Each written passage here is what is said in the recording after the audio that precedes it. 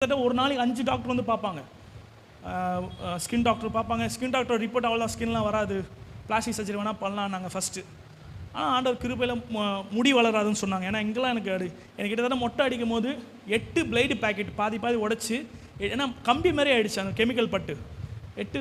4 மணி நேரம் எனக்கு மொட்டை அடித்தாங்க. இந்த இங்கேருந்து இது வரைக்கும் தான் 4 மணி நேரம் மொட்டை அடித்தாங்க. அவருடைய கையில் ரத்தம் வந்து அந்த மாதிரி எனக்கு ரொம்ப மொட்டைலாம் அடித்து ரொம்ப அகோரமாக இருந்தேன். என்னை பார்த்தவங்க எல்லாமே சொன்னாங்க, கண்டிப்பாக மேத்யூ வரமாட்டான். மேத்யூவை பார்க்க எங்கள் பாஸ்டர்மா நான் போயிட்டு முதல் வாரம் திருவிருந்து கொடுத்தேன். 7ஆம் மாதம் திருவிருந்து கொடுத்தேன். 8ஆம் மாதம் திருவிருந்து முதல் வாரம் கொடுத்தேன். 9ஆம் மாதம் திருவிருந்து நான் கொடுக்க வரும்போது சாட்சி சொல்ல வச்சாங்க. அப்போ எங்கள் சபை மக்கள் முன்னாடி சாட்சி சொல்கிறேன். அப்போ எங்கள் பாஸ்டர்மா சொல்கிறாங்க, நான் உண்மையாக நினச்சேன், மேத்யூவை பார்க்க முடியாதுன்னு நினச்சேன். மேத்யூ போயிட்டான், அவ்வளோதான், நம்மளை விட்டு போயிட்டான், அப்படி தான் நான் நினச்சேன் அப்படின்னு சொன்னாங்க. ஏன்னா எல்லாம் என்னை பார்த்தவங்க, நான் இருந்த வாழ்ந்த ஏரியாலெல்லாம் அவன் செத்துட்டான் அப்படின்னு சொல்லிட்டாங்க. ஆனாலும் ஆண்டவர் எனக்கு உயிரை கொடுத்தார். நான் டாக்டர்கிட்ட கேட்டேன், எப்போ சார் வெளியே போவேன்?